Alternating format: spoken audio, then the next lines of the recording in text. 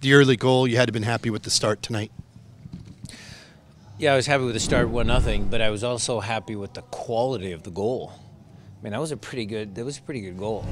I mean, that ball came across with some speed, and Aaron came in at the back post. I mean, it was, a pretty well-crafted goal. So, yeah, that put a smile on my face. Talk about Kovar. You talked about him after the Houston game. You like him because he's a competitor, but for him to get it 3 minutes in, your thoughts on Aaron?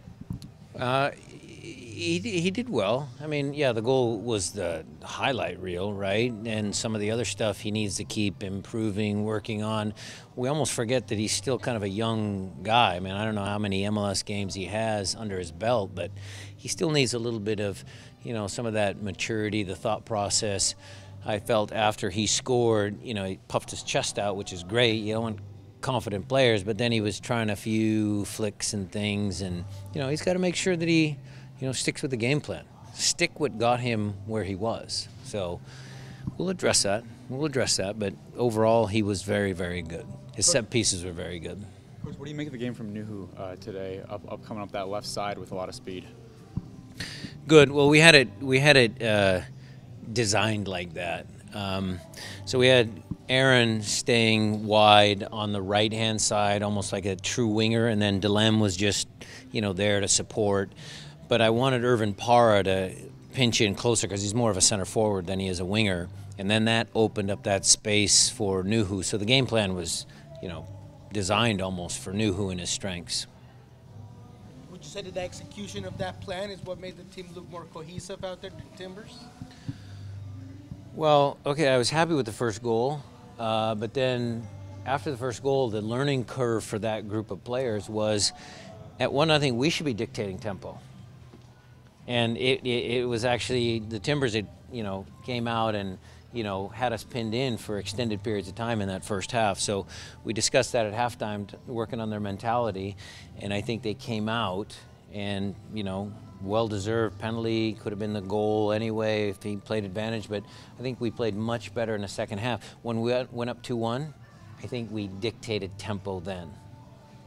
The players signed those short-term contracts today for this game. What were some standouts of those guys? I think they all played well. I mean, to me, what it says is that the things that we're trying to do at this club, get the academy integrated, get S2 integrated with the first team, I think some of those things you're seeing a little bit of, we're bearing some fruit there. It's a lot of hard work by Ezra, a lot of hard work by the academy guys, and that's pushing up to our level, and that's what I like to see. I thought all of the S2 players played extremely well. With Sam Rogers being in high school, you're familiar with signing a pro contract out of high school. Did you talk to him a little bit about your experiences at that same point? I told him not to be such a nice kid. But I didn't talk to him about my high school career because that's way, way, way long time ago. But I am immensely proud that Sam is good enough. The academy, he's a really good kid and a good soccer player, so I'm very proud that he's able to, sign a pro contract and, hopefully do good things for this club. Brian, though you guys dictated tempo, looked like you guys had some intentionality with your possession. Is that something you've been working on, or something that? This was a group we put together. We trained like half of them when S2 was on the road. Ezra was able to give me a few guys. They trained in with the first team to give them a little taste of that. And then we really only had one day when they came back from RGV to really put in tactics into place. That was all them. That was not us as coaches. That was that group of players really coming out and trying to prove that they belong. What does that say about their soccer IQ then? It says a lot.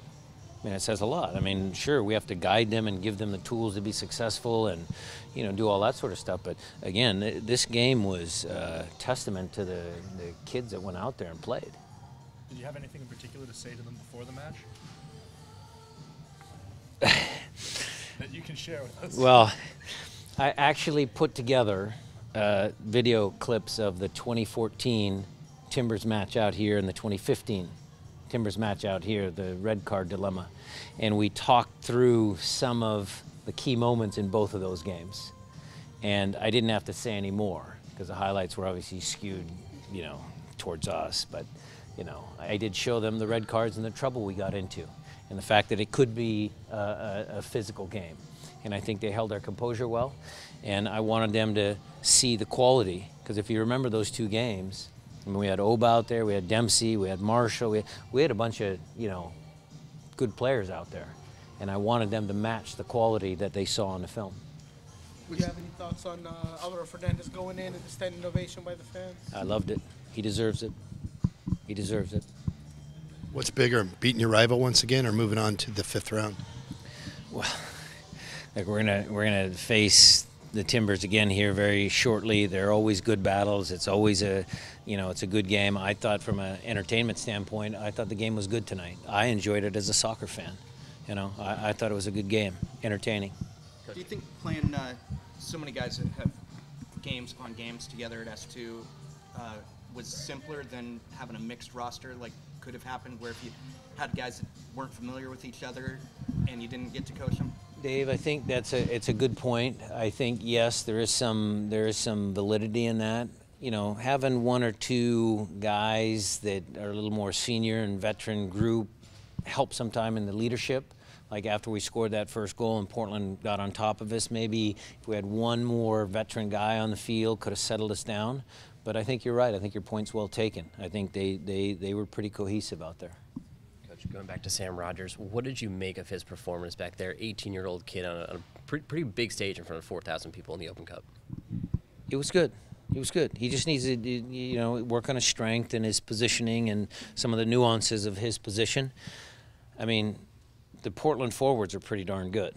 I mean, that wasn't a, bunch of guys that, that he played at the high school, at Ballard High School. I mean, he was playing against pros. Ebuisi was a very high draft pick.